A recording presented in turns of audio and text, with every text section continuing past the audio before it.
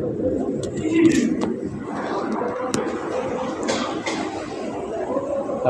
لله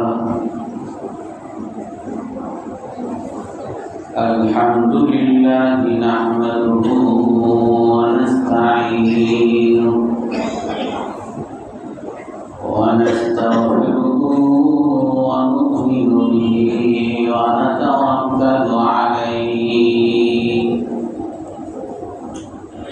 ونعوذ بالله من شرور أنفسنا ومن سيئات أعمالنا من يهده الله فلا مضل له ومن يضلله فلا هادي له ونشهد أن لا إله إلا الله وحده لا شريك له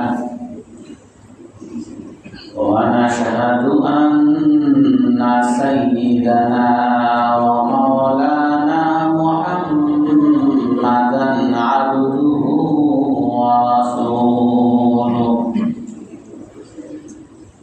أرسله بالحق بشيرا ونذيرا بين يدي الساعة من يطع الله ورسوله فقد رشد واهتدى ومن يعصهما فقد ضل وغوى أما بعد فأعوذ بالله من الشيطان الرجيم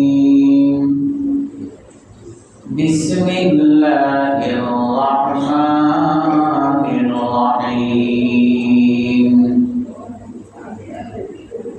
شهر رمضان الذي أنزل فيه القرآن هدى للناس وبينات من الهدى والفرقان فمن شهد منكم الشهر فليصم ومن كان مريضا أو على سفر فعدة من أيام أخر يريد الله بكم اليسر ولا يريد بكم العسر ولتكملوا العدة ولتكبروا الله على ما هداكم ولعلكم تشكرون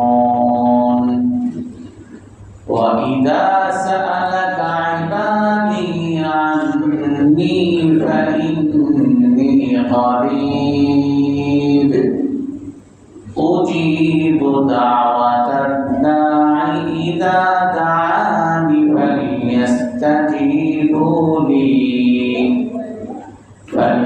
فليستجيبوا لي وليؤمنوا بي لعلهم يرشدون صدق الله العظيم وقال النبي صلى الله عليه وسلم إذا كان أول ليلة من رمضان فتحت أبواب الجنة فلم يغلق منها باب وغلقت أبواب النار فلم يفتح منها باب وصفدت مردة الشياطين وينادي مناد يا باغي الخير أقبل ويا أقصر ولله عتقاء من النار وذلك في كل ليلة أو كما قال عليه الصلاة والسلام সম্মানিত মুসলিয়ান کرام আজ আমরা রমজানি করণীয় আমল সম্পর্কে আলোচনা করব। আল্লাহ তাআলা কোরআনে কারীমের মধ্যে বলেন যে রমজান মাস যেই মাসের মধ্যে আল্লাহ তাআলা কোরআন অবতীর্ণ করেছেন, আর এই কোরআনের মধ্যে ফীহি হুদাল লিন-নাস ওয়া বাইয়িনাতিন মিনাল হুদা ওয়াল ফুরকান, এই কোরআনে কারীমের মধ্যে মানুষের জন্য পথ নির্দেশনা আছে এবং কোরআনে কারীমের মধ্যে মানুষের জন্য পথ নির্দেশনার প্রমাণ আছে এবং সত্য মিথ্যার পার্থক্যের প্রমাণ আছে। তো এই রমজান মাসের মধ্যে অন্যতম একটা আমল, অন্যতম একটা করণীয় হলো এই কোরআনে কারীম সম্পর্কে জানা, কোরআনে কারীম তেলাওয়াত করা, কোরআনে কারীম তেলাওয়াত করা শিখা, কোরআনে কারীমের অর্থ জানা, কোরআনে কারীমের তাফসীর জানা, কোরআনে কারীমের নির্দেশনা জানা, কোরআনে কারীমের নির্দেশনার দলিলগুলো জানা।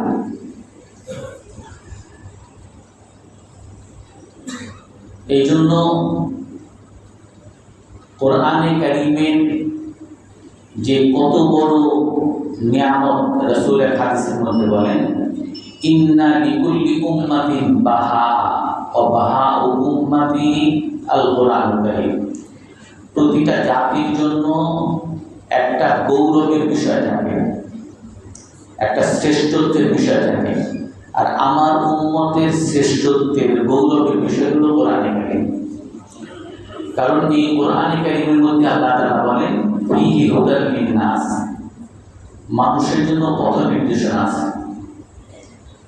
একটা মানুষ যখন বাসা থেকে বের হয় বা ঘুম থেকে উঠে, আর সে যদি না জানে সে আজকে ঘুম থেকে উঠে কি করবে, বাসা থেকে বের হয়েছে কোথায় যাবে,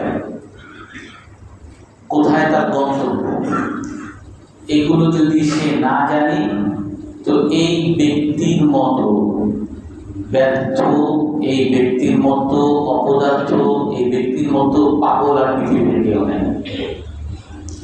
কারণ একটা মানুষের জন্য সবচেয়ে বড় বিষয় হলো, আপনি একটা স্কুলে বা একটা মাদ্রাসায় আপনার ছেলে ভর্তি করেছেন, কিন্তু ছেলে যায় মাদ্রাসায় যায়, সে জানে না তার ক্লাস কোনটা, সে জানে না সে কি পড়বে, সে জানে না তার রুটিন কি, আপনিও জানেন না সে যায় কি করে, কি পড়ে, তার পরীক্ষা কবে, তার ক্লাস কখন, কিছুই জানেন না।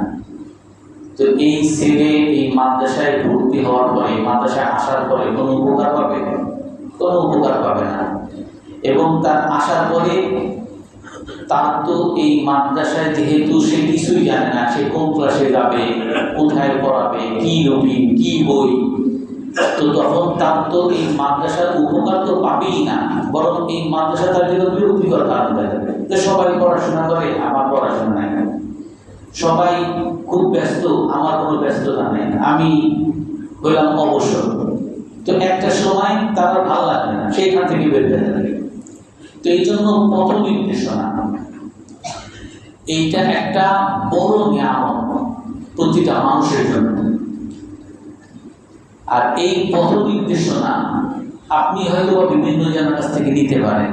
আপনি ঘুম থেকে উঠলেন, একজনে বলল যে তুমি আজকে আসছো, চলো আমার সাথে চলো, আমি তো চিন্তাই করি, তুমি আমার সাথে সহযোগিতা করবা। আর একজনে বললো আমি ডাকাতি করি, আমার সাথে সহযোগিতা করবা। এও আপনার একটা গন্তব্য ঠিক করে দিচ্ছি, একটা কাজ ঠিক করে দিচ্ছি। বা আমি মদ বিক্রি করি, তুমি আমার সাথে মদ বিক্রি করবা। এই আপনাকে একটা পথ নির্দেশনা দিচ্ছে, একটা গন্তব্য ঠিক করে দিচ্ছে, কিন্তু এই গন্তব্য হলো ব্যর্থতার গন্তব্য, ক্ষতির গন্তব্য। কিন্তু যেই কাজ দ্বারা আপনার লাভ হবে, যেই কাজ দ্বারা আপনার উপকার হবে, আপনার একার না সমাজের উপকার হবে, যেই কাজের দ্বারা আপনার দুনিয়ার লাভ আখিরাতের লাভ, এই পথ নির্দেশনা কে দেয়? আমাদের হয়তো বা সবাই বলবেন আমরা তো ব্যস্ত, সবাই আমরা স্কুলে যাই, আমার বাচ্চা উঠে স্কুলে পড়ে, স্কুল থেকে কলেজে যায়, কলেজ থেকে ইউনিভার্সিটি যাচ্ছে, তো পড়াশোনা তো করতেছে। আমি যাই দোকানে যাই, দোকান থেকে আসতেছি, আমি ব্যবসা করতেছি, খাইতেছি, পড়তেছি। কিন্তু আপনি একটু চিন্তা করেন, আপনার যে এই যে পথ নির্দেশনা, এই পথ নির্দেশনার দ্বারা আপনার কি উপকার হবে? আপনি স্কুলে পড়তেছেন, কলেজে পড়তেছেন, ইউনিভার্সিটি পড়তেছেন, হয়তো বা বেশি থেকে বেশি যদি বলি আপনি ভালো করে পড়াশোনা করেন, তো এর দ্বারা আপনার দুনিয়ার লাভ হবে। আপনি একটা ভালো চাকরি পাবেন, ভালো একটা বেতন পাবেন, আপনি একটা সংসার করবেন। আপনি দোকানে যাচ্ছেন, দোকান থেকে ব্যবসা করতেছেন, হয়তো ভালো লাভ হবে, বা মানুষের ঠকান যাই করেন, এর দ্বারা আপনার সংসার চলবে। কিন্তু এই লাভগুলো সব দুনিয়াবি লাভ। কিন্তু আপনি যখন মারা যাবেন, মারা যাওয়ার পরে আপনাকে প্রথমে জিজ্ঞেস করা হবে, মানব তোমার পালন করতে হবে। আমি তো এই সম্পর্কে কিছুই বলিনি, কিছু জানিও না। অমা দিন, তোমার দিন কি? আমি তোমার দিন সম্পর্কে কিছুই জানি না। আমি সকালে উঠছি, স্কুলে গেছি, আসছি, বাসায় ঘুমাইছি, টিভি দেখছি, আর গল্প গুজব করছি। আমি দোকানে গেছি, সারাদিন দোকানদারি করছি, দোকান থেকে বাসায় আসছি, আর স্ত্রী পরিবার পরিজনের সাথে সময় কাটাইছি, বেড়াইতে গেছি। কিন্তু আমার দিন কি? এগুলো তো আমি শিখি নাই, এগুলো তো আমাকে কেউ বলে নাই। ওমান হাদা রাজুলুল্লাযী, আর এই ব্যক্তিকে মুহাম্মদ সাল্লাল্লাহু আলাইহি ওয়াসাল্লামকে দেখানো হবে যে এই ব্যক্তিকে কি চিনো কিনা? যে আমি কিন্তু একে চিনি না, আমি তার না জীবনী পড়ছি, না তার কোনো হাদিস পড়ছি, না তার উপরে যে কোরআন নাযিল হয়েছে কোরআন পড়ছি, কিছুই আমি বলিনি। তো তার মানে হলো যে আমার যে পথ নির্দেশনায় আমি চলতেছি, এই পথ নির্দেশনায় দুনিয়ায় হয়তোবা সফল হলেও হতে পারি, কিন্তু আমি আখিরাতে একেবারেই মারা যাওয়ার পরে একেবারেই ব্যর্থ। তো কোরআনে কারীম আল্লাহ তাআলা এমন একটা কিতাব, এমন একটা নিয়ামত আমাদের জন্য আল্লাহ তাআলা দিয়েছেন, হুদাল লিন্নাস, মানুষের জন্য হেদায়েত, মানুষের জন্য পথ নির্দেশনা। যে তুমি সকালে উঠবা, ঘুম থেকে তুমি কি করবা? প্রথমেই তুমি দোয়া পড়ো, আলহামদুলিল্লাহিল্লাযী আহইয়ানা বা'দা মা আমাতানা ওয়া ইলাইহিন নুশুর, লা ইলাহা ইল্লাল্লাহ পড়ো। তারপরে তোমার নামাজ থাকলে নামাজ পড়ো। তারপরে তুমি দোকানদারিতে যাও, দোকানদারি করো সারাদিন, নামাজের সময় হলে নামাজে আসো।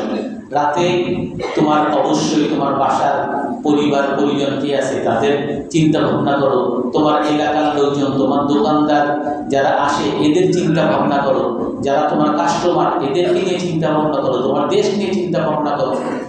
আর এই সমস্তগুলো আপনি যা করবেন, এই যে যা যা কাজ আপনি করেন, এই কাজগুলো আপনি করবেন, এই কাজের দ্বারা দুনিয়ার আপনার উপকার তো হবে, আখিরাতেও আল্লাহ তাআলা ইবাদত হিসেবে গণ্য করবেন।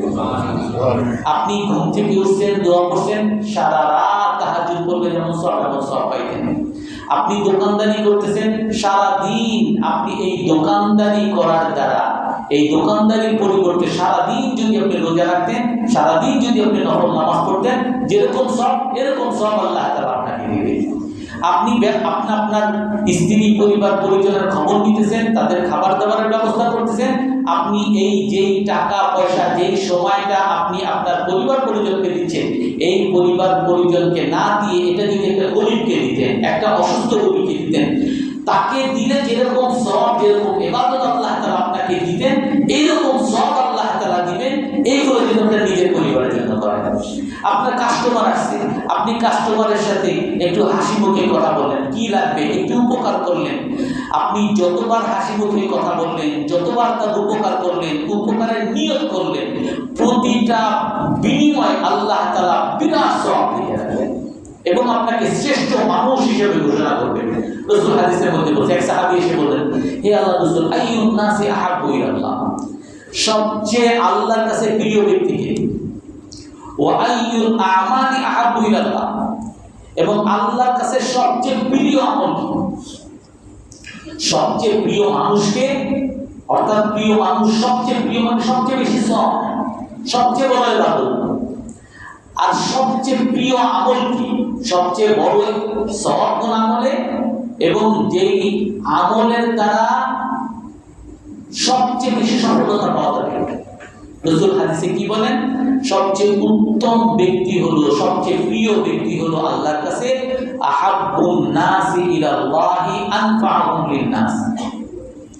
আল্লাহর কাছে সবচেয়ে প্রিয় ব্যক্তি হলো ওই ব্যক্তি যে মানুষের উপকার করে।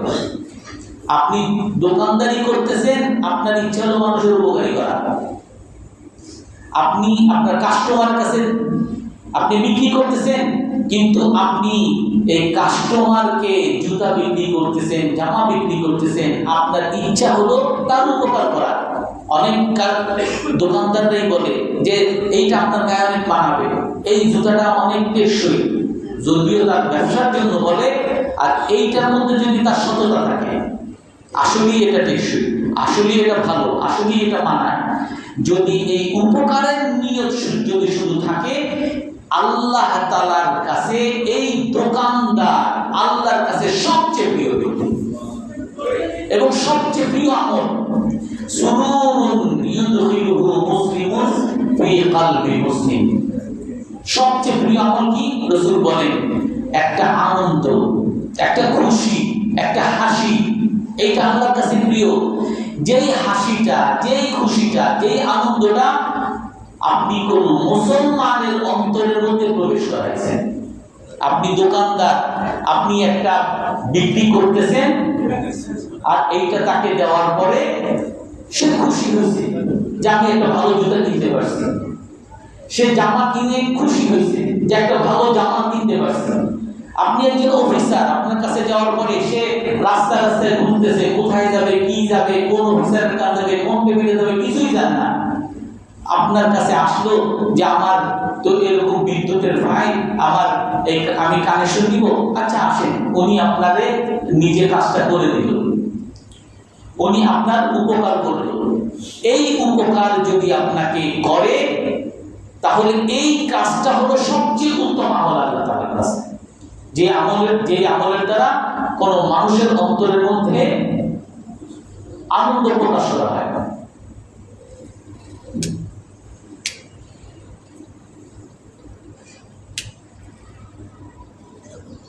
আও ইয়াকদি আনহু দাইনান আও ইয়াকদু আনহু জুআন।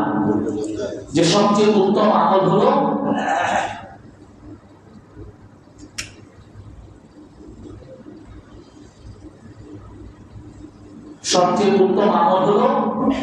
যে একটা আনন্দ, যে আনন্দ কোন মুসলমানের অন্তরের মধ্যে প্রবেশ করানো হয় না।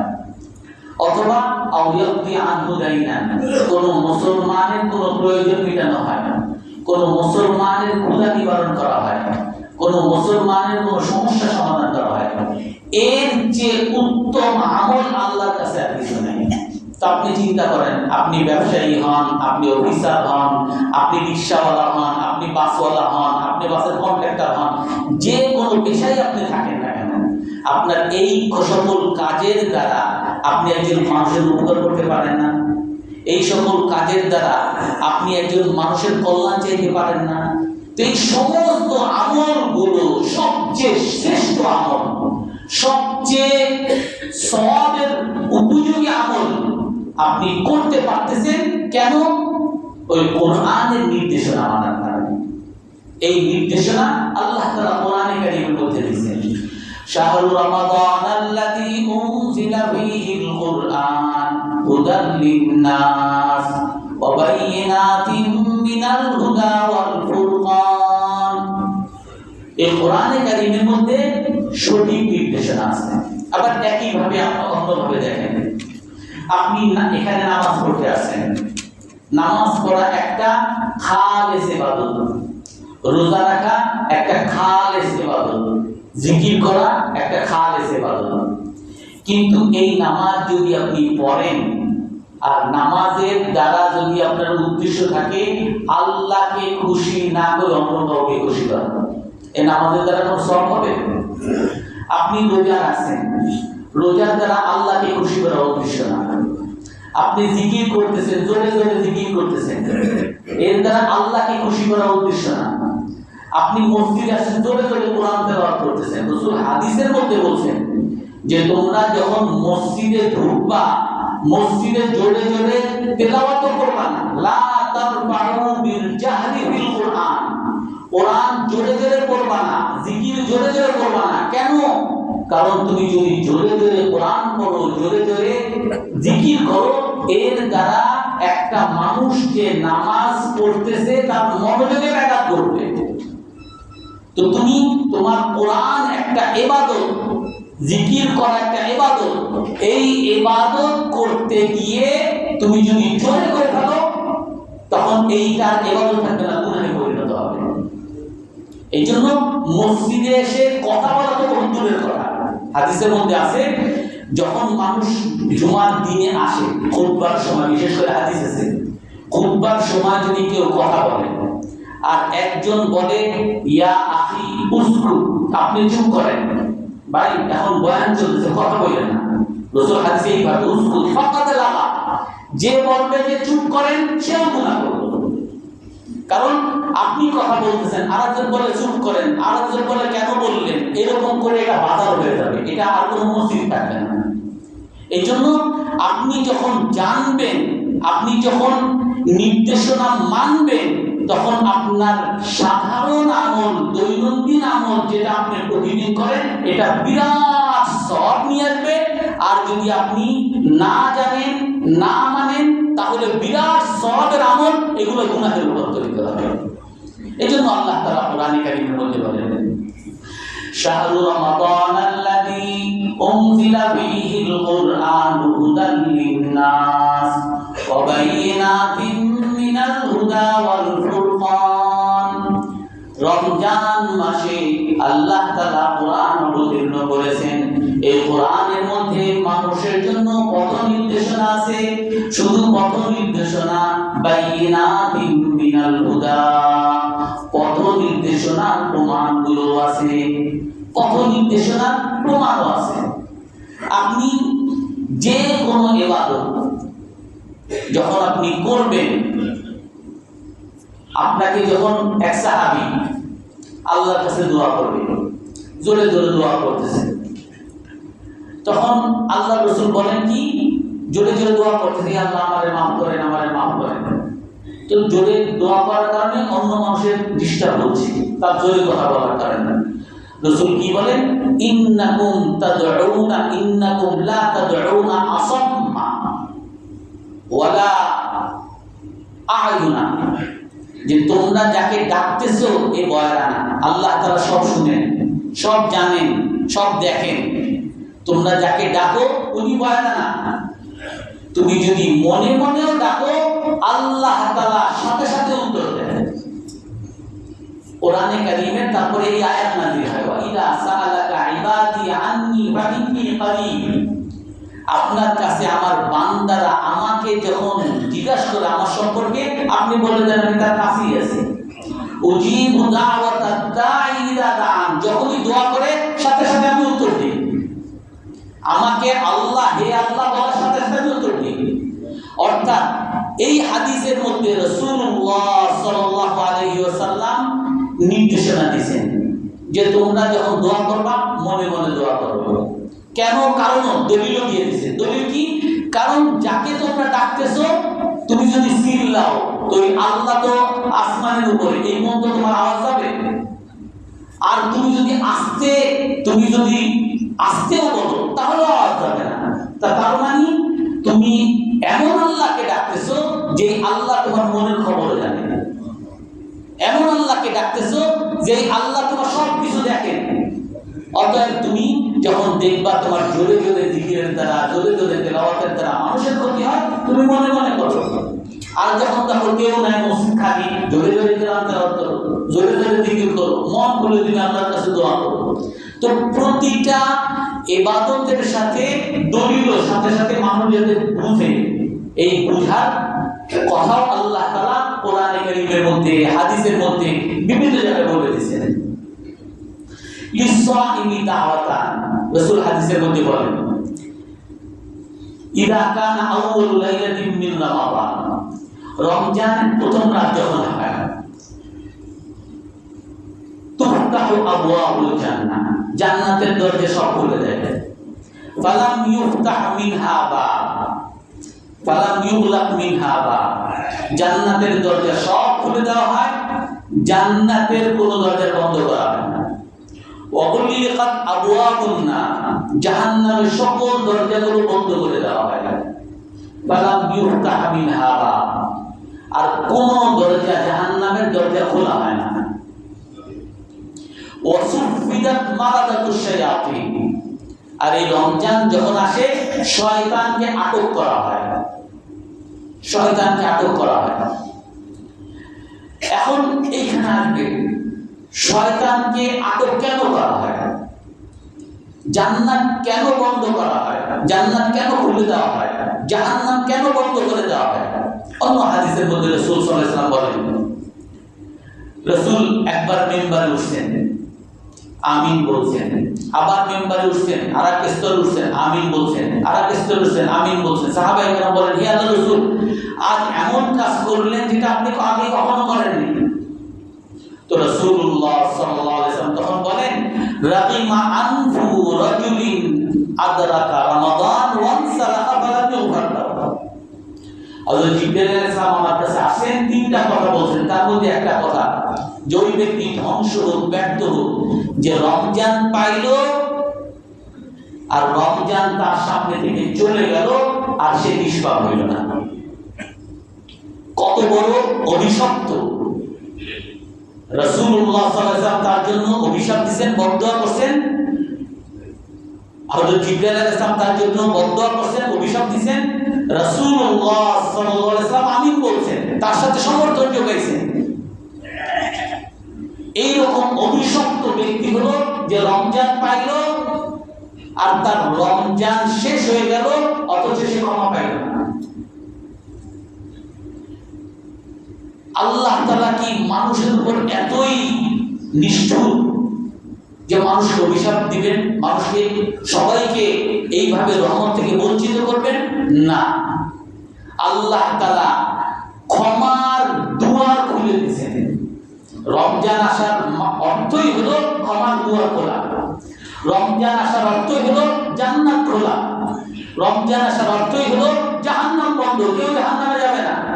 রমজান আসার অর্থই হলো যে জাহান্নামের দিকে যে ডাকে, জান্নাতে যাওয়ার থেকে যে বিরত রাখে, এই শয়তানকেও আটক করা হয়েছে। এখন শুধু জান্নাতে যাওয়ার সুযোগ প্রতিদিন, এই হাদিসের শেষেই আছে, ওয়ালিল্লাহি উতাকাউ মিনান নার, প্রতিদিন আল্লাহ তাআলা কোটি কোটি মানুষকে জাহান্নাম থেকে মুক্তির ঘোষণা দেন। সুবহানাল্লাহ। প্রতিদিন আল্লাহ তাআলা কোটি কোটি মানুষকে জাহান্নাম থেকে মুক্তির ঘোষণা দেন, প্রতিদিন। রাসূল হাদিসে বলেন, মান সামা রমাদানা ঈমানান ওয়া ইহতিসাবা উফিরা লাহু মা তাকাদ্দামা মিন যামবিহি, যে রমজানের রোজা রাখলো ঈমানের সাথে, হে আল্লাহ একমাত্র আপনার জন্য রোজা রাখতেছি, ইহতিসাবা সওয়াবের আশায়, দুইটা শর্ত শুধু, হে আল্লাহ আপনার জন্য রোজা রাখি, আপনার কাছ থেকে আমি সওয়াব পাওয়ার আশায় রোজা রাখতেছি। উফিরা লাহু মা তাকাদ্দামা মিন যামবিহি, রাসূল হাদিসের মধ্যে বলেন, আল্লাহ তাআলা তার ওই রোজাদারের পিছনে সকল গুনাহ তাআলা মাফ করে দেন। রোজার মধ্যে গুনাহ মাফ হইল, রাতে তারাবি পড়ব, রাত হয়ে গেছে, এখন তো আর রোজা রাখতে পারি না। মান কামা রমাদান ঈমানান ওয়া ইহতিসাবা, যে রাতে নামাজ পড়ে, তারাবি পড়ে ঈমানের সাথে, হে আল্লাহ আপনার জন্য নামাজ পড়ি, ইহতিসাবা আপনার কাছে সওয়াব চাই, যে রাতে তাহাজ্জুদ পড়ে আল্লাহর কাছে সওয়াবের আশায় ঈমানের সাথে। রাসূলুল্লাহ সাল্লাল্লাহু আলাইহি ওয়াসাল্লাম হাদিসের মধ্যে বলেন, গুফিরা লাহু মা তাকাদ্দামা মিন যামবি, তার আগের সকল গুনাহ আল্লাহ তাআলা মাফ করে দেন, নিষ্পাপ বানিয়ে দেন।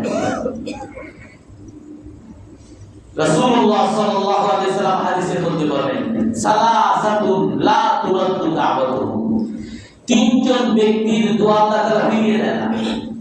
তিনজন যদি দোয়া করে, হে আল্লাহ, সাথে সাথে তার দোয়া কবুল করেন। তিনজন ব্যক্তির মধ্যে কে? দাওয়াতুল ইমামিল আদিল, ন্যায় বিচারক রাজা। যে রাজা তার তার প্রজাদের জন্য, তার জনগণের জন্য সেবা করতে চায়, উপকার করতে চায় এবং ন্যায় বিচার করে, সমতা বিধান করে, ইনসাফ কায়েম করে। এই ন্যায় বিচারক বাদশার দোয়া আল্লাহ তাআলা কবুল করেন, ফিরিয়ে দেন না। দাওয়াতুল মুসাফির, মুসাফির, আপনি সফরে গেছেন, ঢাকা থেকে চিটাগাং গেছেন, ব্যবসার কাজে হোক, আপনার পারিবারিক কাজে হোক, এই মুসাফিরের দোয়া আল্লাহ তাআলা ফিরিয়ে দেন না। ওয়া দাওয়াতুস সাইম, আর রোজাদারের দোয়া আল্লাহ তাআলা ফিরিয়ে দেন না। অন্য একটা হাদিসের মধ্যে আছে, দাওয়াতুস লা তুরাদ্দু দাওয়াতুস সাইম হাত্তা ইফতির, রোজাদার সে যে দোয়াই করুক তার ইফতার করার আগ পর্যন্ত, ইফতার করা পর্যন্ত যে দোয়াই করবে আল্লাহ তাআলা তার সকল দোয়া কবুল করে নেবেন। সুবহানাল্লাহ। তো এত কিছু আল্লাহ তাআলা এই রমজান মাসে রোজাদারকে দিতেছেন। এত সুযোগ দেওয়ার পরেও আমাকে যে আল্লাহর দিকে ধাবিত হওয়ার ক্ষেত্রে যে বাধা প্রদানকারী শয়তানকেও আটক করে দিয়েছেন। আমার কোনো প্রতিবন্ধক নাই। এত কিছু দেওয়ার পরেও আমি যদি নিষ্পাপ না হতে পারি, তাহলে এটাকে আল্লাহর দোষ না আমার দোষ? আমার দোষ। কারণ আল্লাহ তাআলা আপনাকে সুযোগ দিয়ে রাখছেন। ওয়াবাইয়িনাতিন মিনাল হুদা, এটাই হলো হেদায়েতের দলিল। আল্লাহ তাআলা যে রাসূলুল্লাহ সাল্লাল্লাহু আলাইহি ওয়াসাল্লাম হাদিসের মধ্যে বলছেন, যেই ব্যক্তি রমজান পাইল আর নিষ্পাপ হইল না, এর মতো ব্যর্থ, এর মতো অপদার্থ আর কেউ নাই। এই যে কথাটা বলছেন, এর দলিল হলো এই সকল হাদিসগুলো।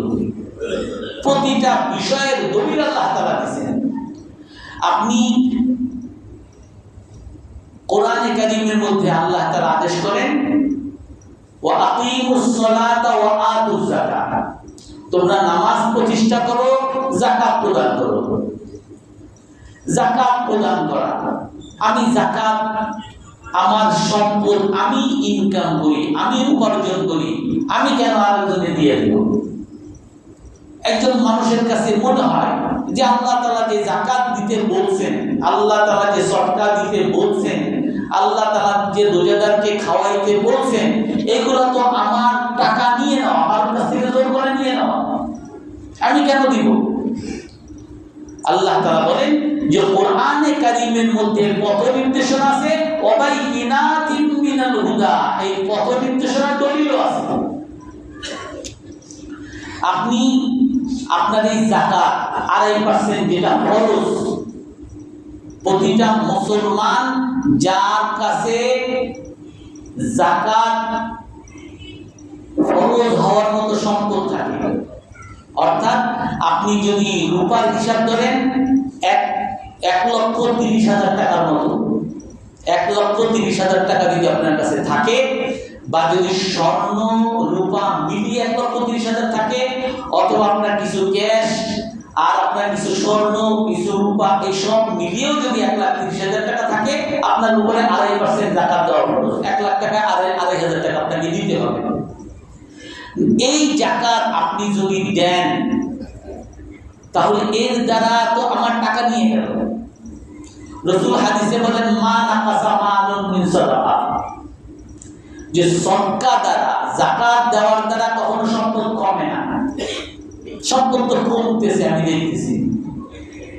আল্লাহ তাআলা কি বলেন, ইন্না সালাতাকা সাকানুল লাহুম ফাসাল্লি আলাইহিম ইউযাক্কিহিম ওয়াসাল্লি আলাইহিম ইন্না সালাতাকা সাকানুল লাহুম, যে আপনি যাকাত দেন, খুদ মিন আমওয়ালিহিম সাদাকাতান তুতাহহিরুহুম ওয়া তুযাক্কিহিম বিহা ওয়া তুসাল্লি আলাইহিম, আপনি আপনার উম্মতের কাছ থেকে, মুসলমানের কাছ থেকে যাকাত গ্রহণ করেন এই যাকাতের দ্বারা আপনি তাদেরকে পবিত্র করতেছেন, এই যাকাতের দ্বারা আপনি তাকে শুদ্ধ করতেছেন, এই যাকাতের দ্বারা আপনি তার উপরে দয়া করতেছেন। রাসূল হাদিসের মধ্যে এইগুলা বলেন যে যাকাত আপনি যে তার কাছ থেকে নিতেছেন, আপনি তার উপরে জুলুম করতেছেন না। এই যাকাত দ্বারা আপনি তাকে পবিত্র করতেছেন, যাকাত দ্বারা আপনি তার সম্পদকে পরিশুদ্ধ করতেছেন, তাকে আপনি পরিশুদ্ধ করতেছেন। ওয়াসাল্লি আলাইহিম, এই যাকাত দ্বারা আপনি তার উপরে দয়া করতেছেন। কিভাবে পরিশুদ্ধ হয়? আপনি যখন আপনার যাকাত দিবেন, যাকাত দেওয়ার দ্বারা যেটা হাদিসে আছে, আপনার সম্পদের একটা অংশ গরিবের জন্য ছিল। ওয়াল্লাযীনা ফি আমওয়ালিহিম হাক্কুল লিসাইল ওয়াল মাহরুম, মুসলমানের সম্পদের মধ্যে ভিক্ষুকের জন্য, বঞ্চিতের জন্য একটা অধিকার আছে। এর 2.5% এটা গরিবের। আপনি দিবেন তো আপনার এই পুরো সম্পদটা হারাম হওয়া থেকে, অপবিত্র হওয়া থেকে বেঁচে গেল। এটা তো ইসলামের বিধান। আর আপনি যদি না দেন, যাকাত আপনি দিলেন না, একটা ইসলামের বিধান অনুযায়ী আপনার পুরো সম্পদটা হারাম হয়ে গেল। যেভাবে আপনি চুরি করলে, ডাকাতি করলে, ঘুষ খেয়ে, সুদ খেয়ে যেই টাকা উপার্জন করেন, এটা যেমন হারাম, যাকাত না দিলে সেটাই হারাম। আর এই ঘুষ খেয়ে, সুদ খেয়ে, দুর্নীতি করে যে টাকাগুলো মানুষের কাছ থেকে নেন, এগুলো আপনি মালিক, ঠিক আছে, আপনার 5 তলা বাড়ি, আপনার গাড়ি, কিন্তু যাদের কাছ থেকে আপনি ঘুষ নিছেন, যাদের কাছ থেকে দুর্নীতি করছেন, যাদেরকে ঠকিয়ে, যাদেরটা দখল করে, যাদের কাছ থেকে চাঁদা নিয়ে এইগুলা করছেন, উনি কি আপনার ভালোবাসবেন? উনি আপনার সব সময় পিছনে থাকবে, কেমনে আপনার ক্ষতি করবে, কেমনে আপনার 12টা বাজাবে, এই চিন্তায় সে সবসময় থাকবে। এমনি ভাবে যেই যাকাত গরিবের ছিল, আপনি দেন নাই, এই গরিব আপনার কাছে হয়তো চাকরি করে, আপনার হয়তো দারোয়ান, আপনার হয়তো ড্রাইভার, সে আপনার উপরে ক্ষোভ থাকবে যে সে এত টাকার মালিক, এক রাতে সে ক্লাবে যায় আর 1 লাখ টাকা সেইখানে খরচ করে, তার স্ত্রী মেয়েরা অনুষ্ঠান করে আর লাখ লাখ টাকা খরচ করে, আর আমার বাচ্চা স্কুলে পড়তে পারে না, আমার মেয়ে অসুস্থ, আমার স্ত্রী অসুস্থ, এইটার জন্য 2000 টাকা দিতে পারে না। যদিও তার বেতন আপনি দিতেছেন, কিন্তু তার অভাবে আপনি যেই উপকারটা করতেছেন না, এই উপকার না করার কারণে এই গরিবের আপনার প্রতি ক্ষোভ জন্মাইতেছে। কালকে এক জায়গায় দেখলাম, একবার বাসা ঘেরাও করছে অনেক মানুষ, উত্তরা এক জায়গায় দেখলাম। কি ব্যাপার? এই ইউনিয়ন গার্মেন্টসের মালিক 3-4 মাস থেকে নাকি বেতন দেয় না। এখন বেতন তো দেয় নাই, আবার এই রমজানে যে তারা বোনাস পাবে, বোনাসও দেয় না, আর এখন বন্ধ করে দিচ্ছে। এই জন্য এরা নাকি বাসা ঘেরাও করছে। ওই মালিক কোনোভাবে পিছনের দরজা দিয়ে কোনোভাবে ওখান থেকে পালিয়ে গেছে। অর্থাৎ এই যে গরিব মানুষের একটা ক্ষোভ বড়লোকের উপরে, কেন? যে সে তার পাশে দাঁড়ায় না। আপনি যদি যাকাত দিতেন, আপনার এই যে 2.5%, এর মধ্যে থেকে এই 2.5% যা হয়, এই একটা ড্রাইভার বা এই একটা কর্মচারী বা আপনার কাছে কাজ করে, এর যে বেতন 10,000 টাকা, এর পাশে যদি আপনি তার 500 টাকাও দেন, সে আপনার উপর খুশি হয়ে যাবে না? এর যদি 200 টাকাও দেন, এ আপনার উপর খুশি হয়ে যাবে না? তার বেতন যেটা, আপনার ড্রাইভার যে বেতন তার 5,000 টাকা, আপনি তার সাথে আরো 500 টাকা বাড়িয়ে দিলেন, খুশি হয়ে দিলাম, এ আপনাকে ভালোবাসবে। অর্থাৎ তুতাহিরুহুম, আপনি যাকাত নেন, এই যাকাত দ্বারা মানুষের ক্ষোভ থেকে তাকে আপনি পবিত্র বানাইতেছেন, মানুষের অন্তরগুলোকে তার থেকে পবিত্র বানাইতেছেন। শুধু মানুষকে, গরিবদের অন্তরগুলোকে ক্ষোভ থেকে বাঁচাইতেছেন না, তাকে আপনি বাঁচাইতেছেন। আপনি যখন টাকা ইনকাম করেন, আপনার কাছে যদি কেউ টাকা চায় যে আমাদের মসজিদে দোতলা করবো, একটু টাকা দেন, আরে মেয়ে সারাদিন আমি ব্যবসা করে পাই না, আপনি এসে ভিক্ষা করতে আমার কাছ থেকে দিতেন, সে কখনো দিতে চাবে না, দিবেও না, দেয়ও না।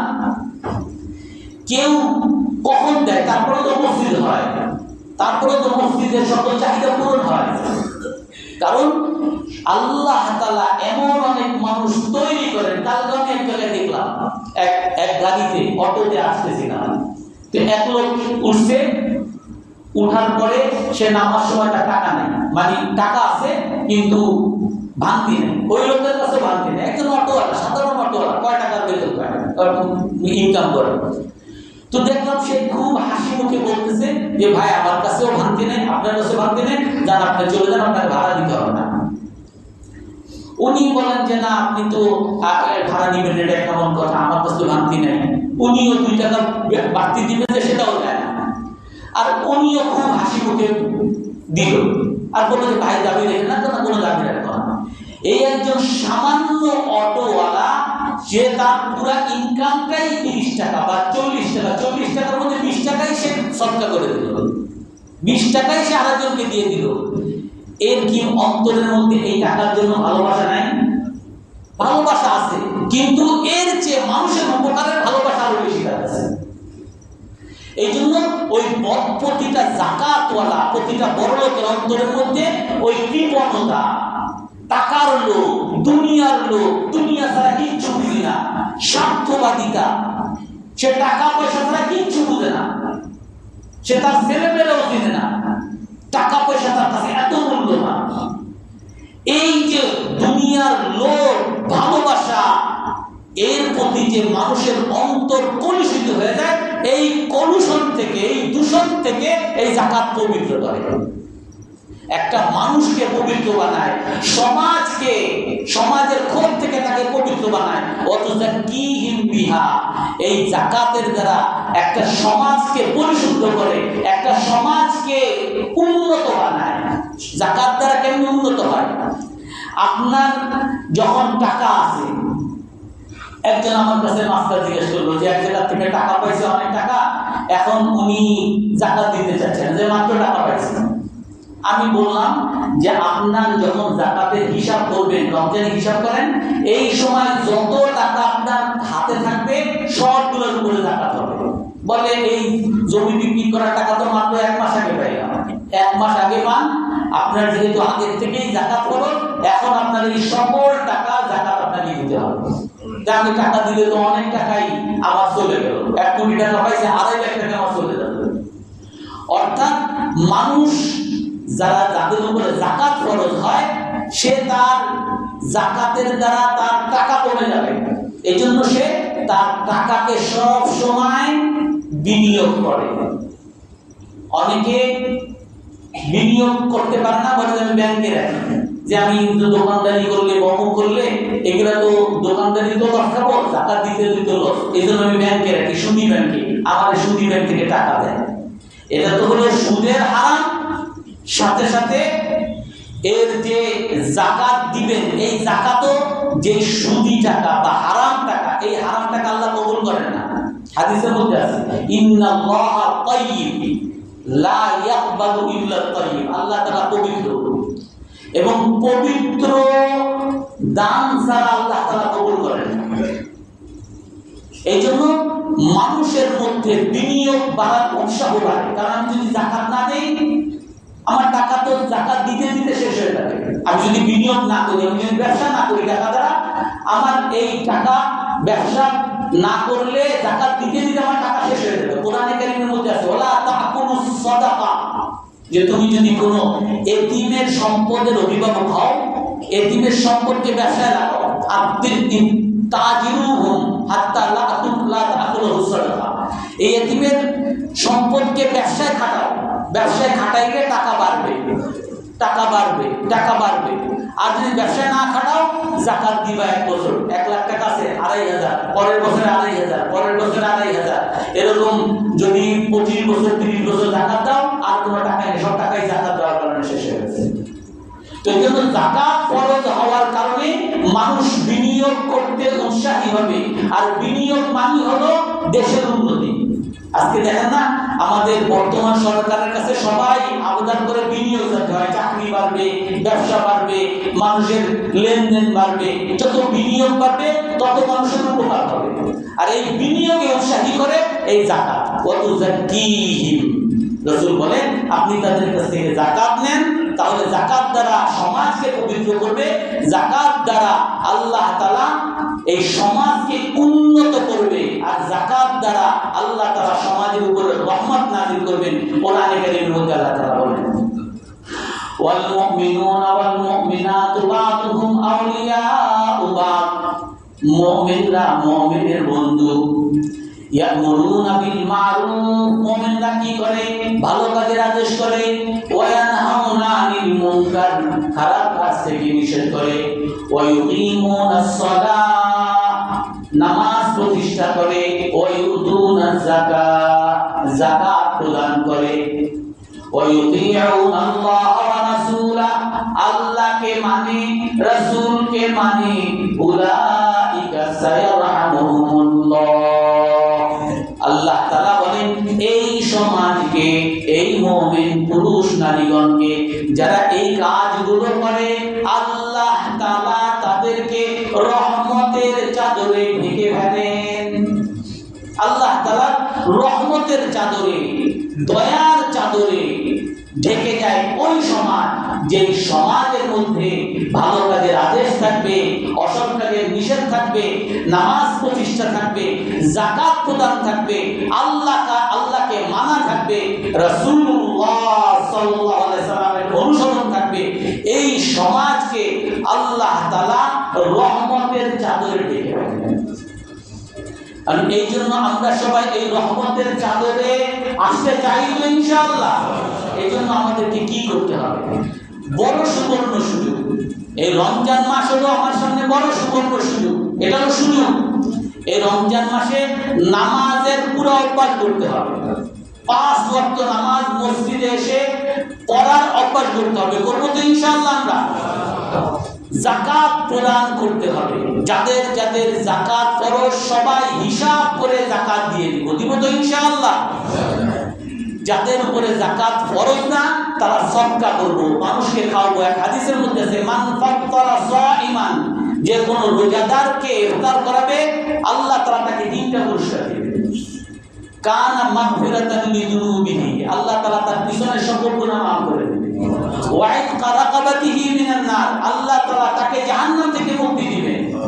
ওয়া কানা লাহু আজরুহু মিসলু আজরি সাইম, একজন রোজাদার যেমন সওয়াব পায় এরকম সওয়াব ওই ইফতার করানে ওয়ালা ব্যক্তির আমলনামায় আল্লাহ তাআলা দিয়ে দেবেন। দুজনের কারো আমলের মধ্যে আল্লাহ তাআলা কমতি করবেন না। এই জন্য আমরা নামাজ পড়ব, যাকাত দিব এবং আল্লাহ তাআলাকে মানব, রাসূলুল্লাহ সাল্লাল্লাহু আলাইহি সাল্লামের অনুসরণ করব, প্রতিটা ক্ষেত্রে রাসূলের অনুসরণ করব, কোরআন তেলাওয়াত করব, জিকির করব, আল্লাহ তাআলার কাছে দোয়া করব। আর সবচেয়ে বড় জিনিস, অন্তরের মধ্যে এই কথা ধারণ করব, আমি বড় সুবর্ণ সুযোগ পাইছি, এই সুবর্ণ সুযোগে আমাকে নিষ্পাপ হইতে হবে। আমি যদি নিষ্পাপ না হই, আমার চেয়ে খারাপ মানুষ আর পৃথিবীতে কেউ থাকবে না।